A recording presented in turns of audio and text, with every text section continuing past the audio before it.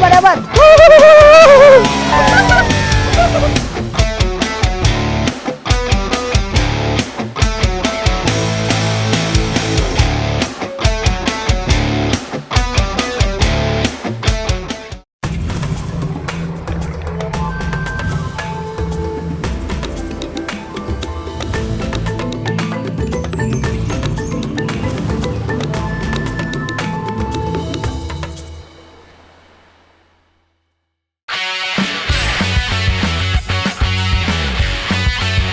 Banakua Kareba Melo, sobat jejak anak negeri.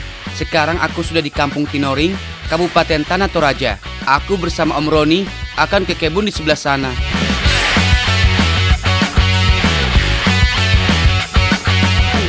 Pak Sandar Ridolo. Ternyata sudah ada Om Alex. Bikin apa? Nah, ini dia tujuan kami, batang buah ketapi. Ketapi ini sebutan kami untuk buah kecapi.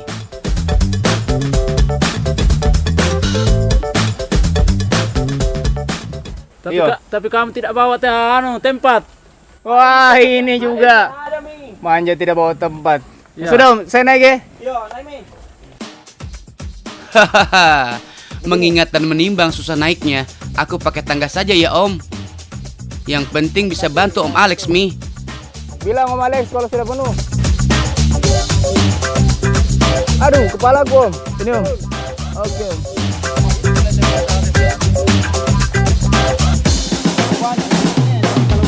Buah ketapi diambil yang sudah tua, yang kulit buahnya mulai berwarna kekuning-kuningan. Pelan-pelan toh Om Roni nih. Buah-buah asam segar ini tidak untuk kami makan segar, tapi akan diolah menjadi ragam makanan khas Toraja. Nah, penasaran kan? Sama aja kita kalau begitu. Pesan Mama Irfan tadi sih, aku harus ambil banyak. Mama Irfan, Mama Lauren, kita mau masak apa ini? Kita mau bikin depa bandel loyo. Depa bandel loyo. Iya.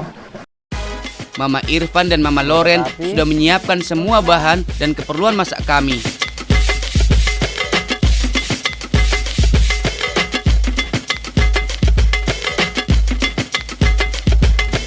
Biar cepat makan, aku ke bagian tugas buah katapi untuk dicincang kecil-kecil. Kali ini kami mau membuat kue bandalonjo. Aku belum pernah makan kue bandalonjo, tapi kalau dari nama dan bahannya sepertinya enak. Jadi kata Mama Irfan, kue bandalonjo itu terdiri atas dua bagian, bagian kulit dan juga isiannya. Buah katapi akan dimasak dan dijadikan isian kue bandalonjo. Sementara kulit pembungkusnya terbuat dari singkong. Singkong harus diparut biar mudah dibentuk. Selain itu, kita perlu juga kelapa parut yang digunakan sebagai taburan kue. Jadi tidak akan dijadikan bahan adonan kue.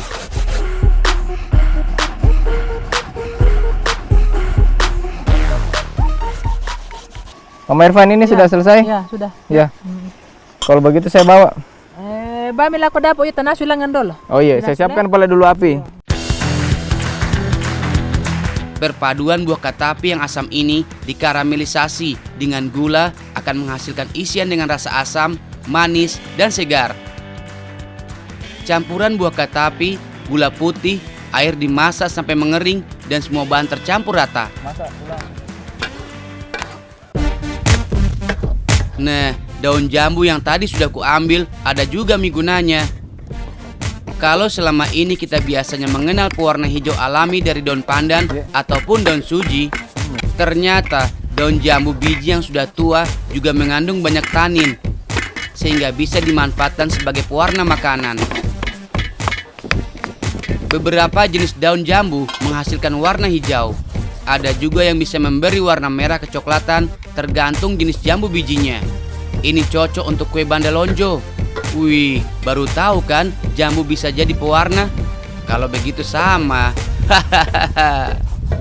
Air rebusannya juga sekalian saya kasih naik. Setelah dimasak sekitar 15 menit, isian kue bandalonjo bisa diangkat. Sama-sama nih sebegitu.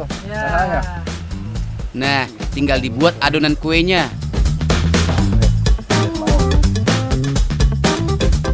Singkong parut yang sudah dihalus tinggal diisi dengan ketapi karamel. Mudah, Mi. Bagaimana Mama Irfan begini? Ya. Terus dibungkus. Menurut teori, mudah, Ji. Hahaha. Tapi kalau masih baru seperti aku, ternyata susah juga membentuk kuenya. Lengket sama sendiri. Iya. Hasilnya, kue buatanku beda sendiri. Besar sekali. Digulung-gulung lagi. Begini. Kue yang sudah dibentuk tinggal dikukus. Cara memasak olahan singkong ternyata memang beragam. Mengingat teksturnya yang cukup padat, singkong bisa digoreng atau direbus dan dikukus pun jadi. Tapi kalau ingin sehat dan lebih mudah, ya dikukus, karena tidak perlu minyak sama sekali. Mengukus kue banda lonjo, kata Mama Loren, tidak perlu lama. Jika kue sudah berubah warna lebih terang, artinya kue sudah matang dan bisa diangkat. Oh iya. Kue yang baru diangkat dan masih panas dengan teksturnya masih lengket langsung diletakkan di parutan kelapa agar kelapanya bisa menempel. Lengket ini, Ma. Iya. Kalau sudah dingin, parutan kelapa akan sulit menempel pada kue. Akhirnya makan juga. Setelah panas-panasan mengukus kue, kita bisa menikmatinya sekarang. Mama, akhirnya sudah jadi juga yang kita bikin tadi nih. Iya. Kue apa? Bandar Bandar lojo. Mari kita coba dulu. Rasanya itu enak sekali. Sudah kuduga, kue bandar lonjo ini enak, Mi. Ada rasa gurihnya, ada masam-masamnya, dan manis-manisnya juga. Komplit, Ji. Berbagai jenis bahan alam yang ada di penjuru Nusantara memiliki kekhasan dan karakteristik tersendiri. Ini juga yang menjadi faktor terciptalah ragam jenis olahan Nusantara yang memiliki cita rasa yang unik. Mantap. Kure Sumanga.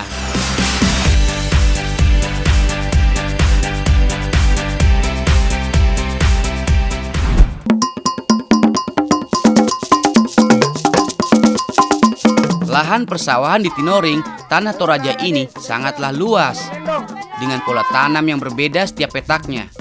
Jadi, sementara ada sawah yang panen, maka yang lainnya bersiap untuk ditanam.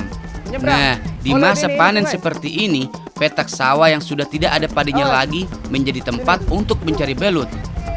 Jadinya kami beramai-ramai mau mengambil hewan dengan nama Latin Monopterus albus. Seru, Mi, kalau ramai begini. Mana di pinggir? Oh ini, sini, ini.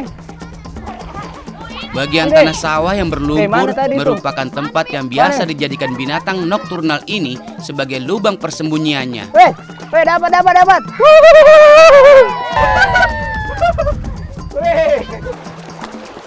Jadi, kalau cari belut siang-siang, ya harus teliti mencari lubang persembunyiannya. Untung nyarinya ramai-ramai, jadi aku tidak bakal susah sendirian. Om Irfan, Ya. saya sudah tahu ini kita mau masak apa sekarang. Masak apa coba? Masak tolok lendong namanya. Tahu dari mana? Oh iya dong, karena saya kemarin itu habis juara masak. Wah, pantesan. Makin siang, kita makin lapar. Karena semua bahan masakan sudah siap, kita bisa mulai sekarang. Buah katapi yang kita gunakan harus dikupas dulu, Ji. Tidak Ya, betul, lucu Bang. Siap. kalau kita makan sama kulit-kulitnya. Oh iya, bijinya juga harus dibuang karena tidak bisa dimakan.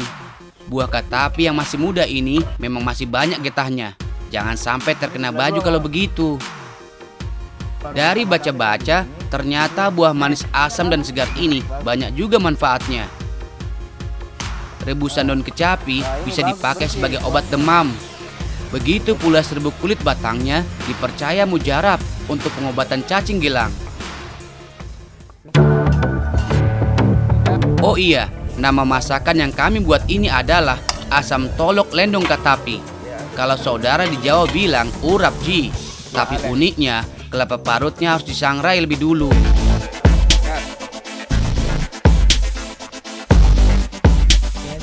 Mama Mama Irfan menghaluskan semua bumbu sampai aroma dan rasanya keluar. Jadi bisa membuat masakan menjadi lebih sedap.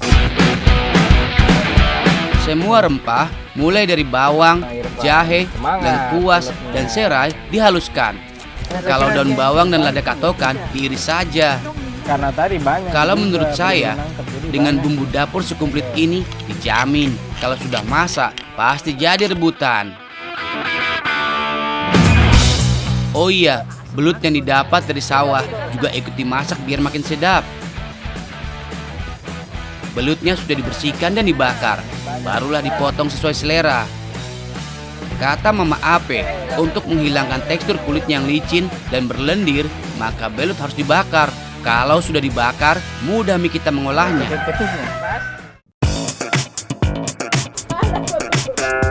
Bumbu sudah halus, bahan tambahan lainnya sudah diiris dan dibersihkan. Begitu pula dengan buah ketapinya sudah dibereskan. Berarti sekarang saatnya kita masak. Masakan asam tolok lendong katapi ini dibuat dengan menumis bumbu halus sampai harum. Barulah buah katapi, lada katokon, dan belut bakar dimasukkan. Diaduk-aduk rata dan terakhir kelapa parut menyusul. Semua perpaduan bahan ini dimasak hingga harum dan matang sempurna. Kita yakin Ji, kalau yang di rumah pasti ngiler, iya kan? Hahaha.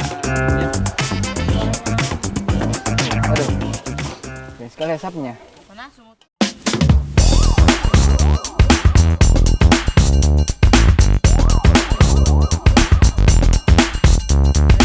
Sampai lupa aku kalau ada yang nonton. Hihihi. Soalnya rasanya mami Ji. Ada gurihnya, asam segar, sampai pedis. Semua bercampur jadi satu. Apalagi kami menikmatinya beramai-ramai. Komplit sudah.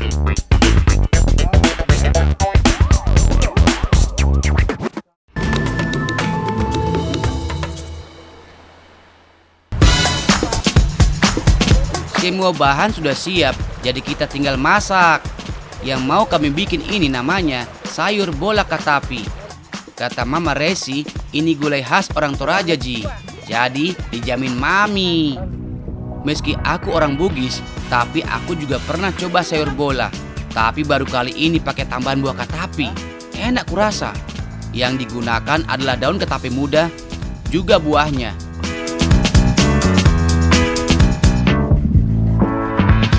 Kalau daunnya diiris, begitu pula dengan daging buahnya.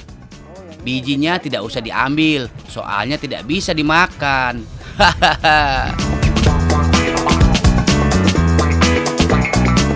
Biar makin sedap, kita juga butuh bumbu masak ya. Karena ini masakan berkuah, jadi kita butuh santan sebagai kuah gurihnya. Bagaimana cara begini? Oh salah tuh. Oh salah. Bagaimana? Ay. Bagaimana caranya? Ada epi dapat. Ada epi. Bagaimana? Oh iya, selain daun dan buah katapi, kita juga bisa menambahkan bahan lain. Salah satunya rebung. Bagian tunas bambu muda ini memang sudah menjadi bagian umum yang bisa dimakan. Di beberapa daerah di tanah air memang bisa menjadikan rebung sebagai bahan masakan. Seperti lumpia dari Jawa Tengah.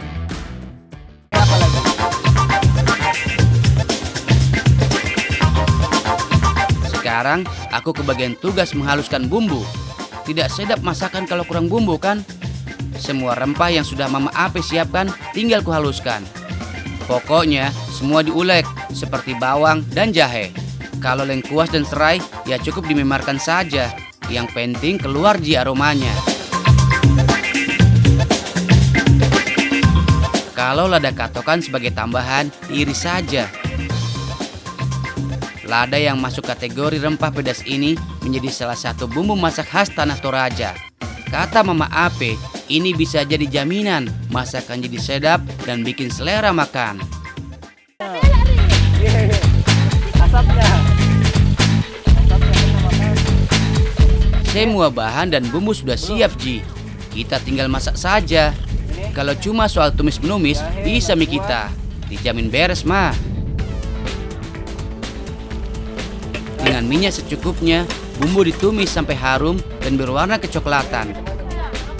Barulah rupa-rupa sayuran mulai dari daun kecapi dan rebung dimasukkan.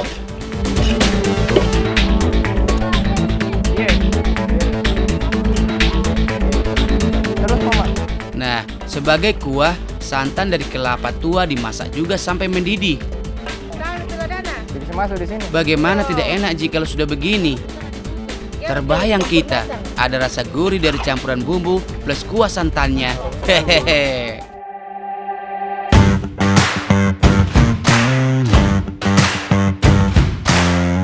Mana Sumuraka? Kumande mah, kita habiskan semuanya. Hahaha. Sayur bola katapi kali ini khusus dinikmati dengan lontong. Wih, rasanya sedap. Mirip seperti makan sayur opor. Dijamin yang makan pasti nambah.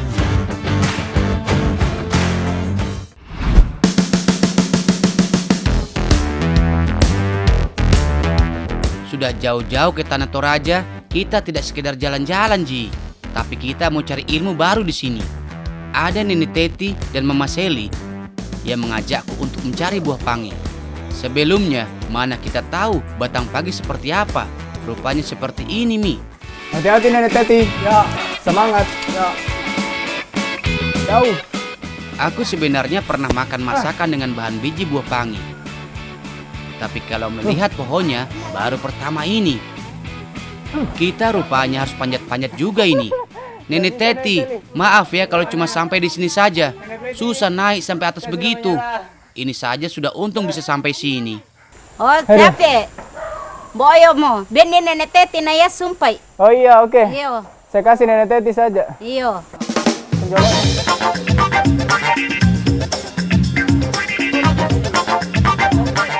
Letak buah pangi memang berada di ujung tangkai.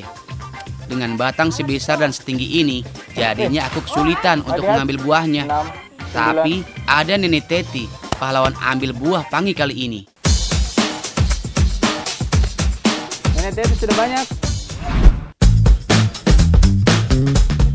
Buah pangi yang baru dipetik belum bisa langsung dimasak. Tapi karena kita habis panen dan sudah lapar, jadi kita masak saja daun pangi yang masih muda. Ira. Iya, udah kok. Karena tidak berbahaya sama sekali. Ini pas sekali dengan perutku yang sudah tidak sabar minta diisi. Aku ke bagian jatah mengiris daun pangi yang masih muda dan berwarna hijau segar ini.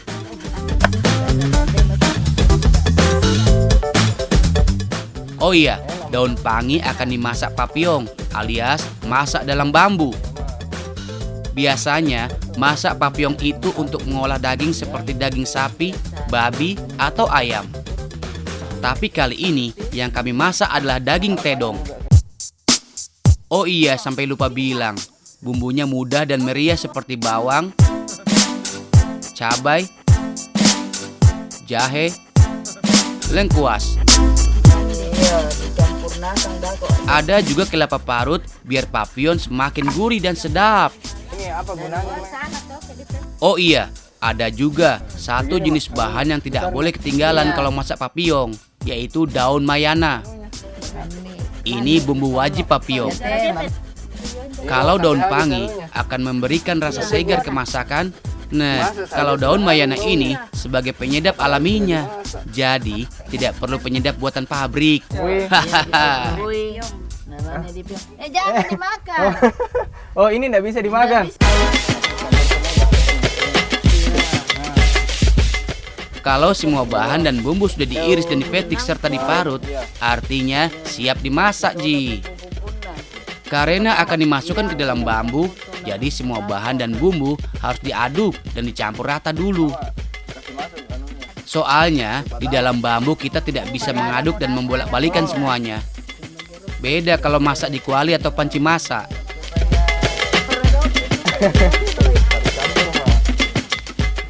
Sudah tercampur mas semua ini anunya. Yung merah teh. Oh, mau dimasak? Iya, Ya sudah. Kalau begitu saya bawa mak. Iya, bami. Anunya.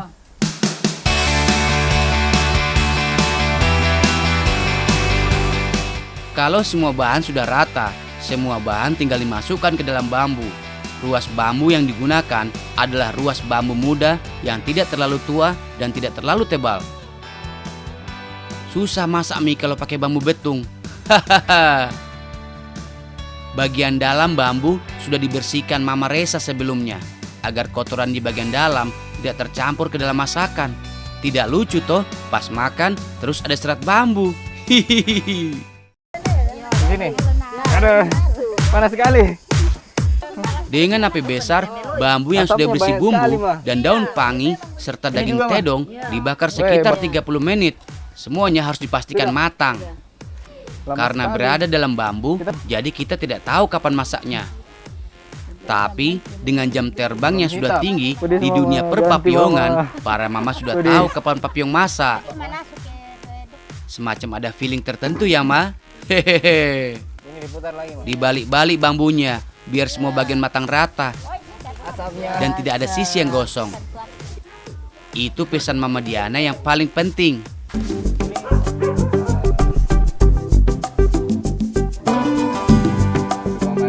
Kumande, mari semua kita makan. Jangan ngiler dengan daun pangi yang dimasak papillon yang ditambah daging tedong ini. Daun panginya tuh Rasanya mami. Mami tekande. Alias makanan ini enak sekali. Perpaduan bumbu dan bahan serta daun pangi yang segar membuat masakan khas Toraja ini jadi luar biasa.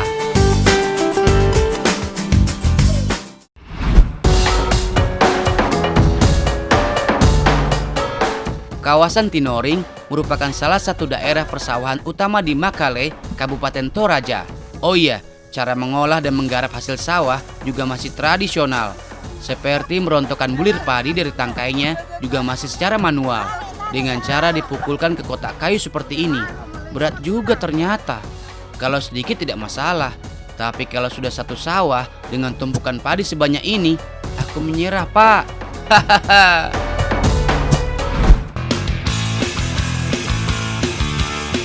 Aku bersama Mama Diana dan Mama Sally masih akan mengolah buah pangi. Kali ini yang dipakai isi buah dan daging buahnya. Nah, ini dia bagian penting dalam proses pemanfaatan buah pangi. Pangi mengandung komponen antibakteria seperti asam sianida, asam hidnokarpat, asam glorat, dan tanin.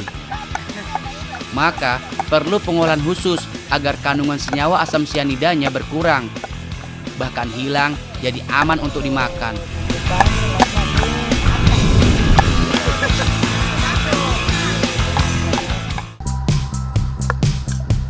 Saking senangnya cerita soal pengolahan daging buah dan biji buah pangi, aku sampai lupa cerita masakan apa yang mau kami buat. Namanya sayur pemerasan. Bagi orang Toraja sudah tentu tahu masakan ini. Pemerasan itu adalah masakan dengan isi biji buah pangi yang sudah melalui proses pengolahan yang berwarna hitam. Atau bahasa lainnya keluak.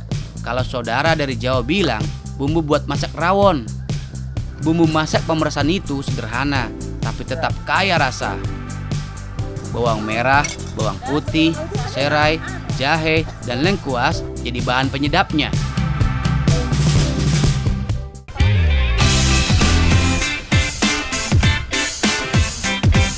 Biar semakin sedap, kami juga membutuhkan cabai katokon.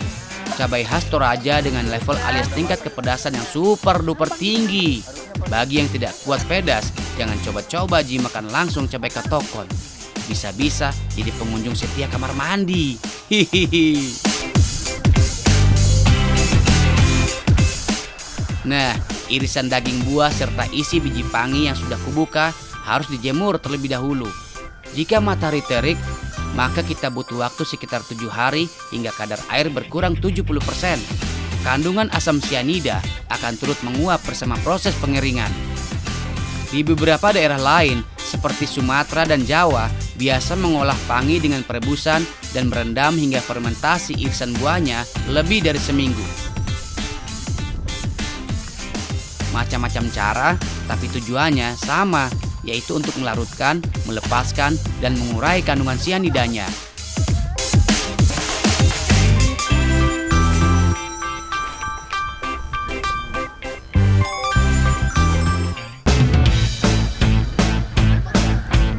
Nah, Irisan daging buah pangi kering ini harus direbus terlebih dahulu biar lunak dan enak dimakan. Dengan air mendidih, cukup sekitar 5 menit rebusannya sudah lembut. Kalau sudah lembut, tinggal angkat saja. Sekarang, aku lanjut menumis bumbu yang sudah dihaluskan Mama Sally. Goseng-goseng sampai harum sebentar, barulah irisan daging buah pangi dimasak dan ditambahkan pemerasan atau serbuk biji buah pangi yang sudah ditumbuk. Selain sebagai penambah rasa, warna hitam khas pangi atau kluwek ini menjadi masakan ini memiliki warna yang spesial. Hitam tapi enak Ki. Hehehe. Untuk melengkapi protein dari masakan kita hari ini, ditambahkan ikan mas goreng. Kalau mau tambahkan daging atau ayam juga tidak masalah. Suka-suka kita sajalah. Kumande, jangan ditanya rasa masakan pamerasan khas Toraja ini. Mami Ji. Dengan pengolahan yang baik, bahan masakan seperti pangi ini bisa jadi masakan aman, enak, dan sehat Ji.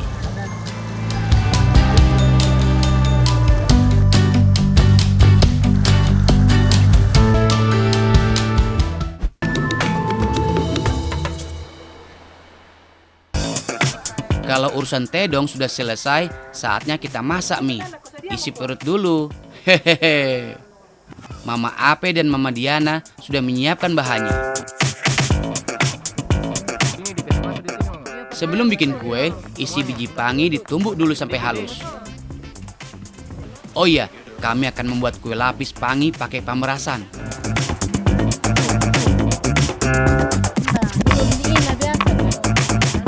Seperti kue lapis biasanya, tepung terigu menjadi bahan utamanya, ditambah sedikit tepung beras, biar adonan menjadi lebih padat.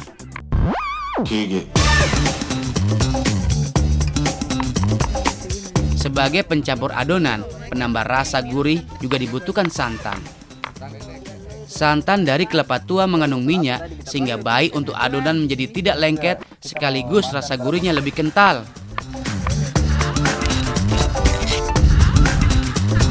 Tugas pertamaku selesai. Sekarang pemerasan tinggal dimasak dan direbus. Senyawa tanin yang mengandung pigmen pemberi warna coklat dalam pangi dikeluarkan dengan cara seperti ini, mirip merebus kopi. Jika air rebusan pemerasan sudah mendidih, tinggal diangkat dan disaring untuk membuang ampasnya. Iya, sudah masak ini kayaknya. Iya, sabar Mu.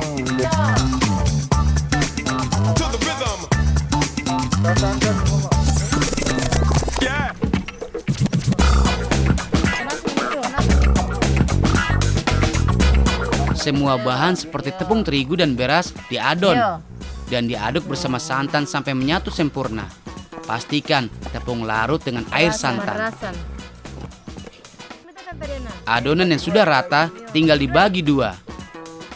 Air rebusan pemerasan yang berwarna coklat kehitaman ditambahkan ke salah satu bagian adonan. Nah, kalau sudah begini, kita punya dua adonan. Satu berwarna putih dan sisanya coklat kehitaman.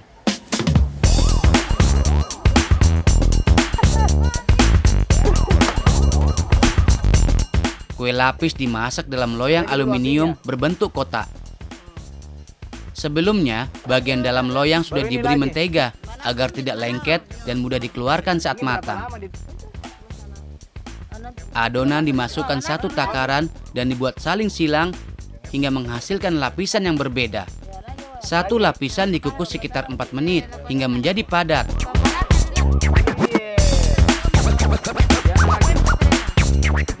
Jika sudah masak, maka adonan warna berbeda bisa dimasukkan. Begitu seterusnya sampai adonan habis dan kue menjadi berlapis-lapis. Ayo Mama Diana.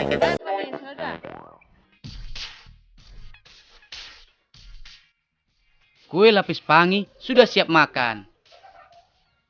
Kue sederhana hasil kreativitas para mama di Desa Tinoring, Kabupaten Toraja ini mempunyai rasa yang luar biasa. Pemerasan atau biji pangi menjadi kunci utama kue kami hari ini.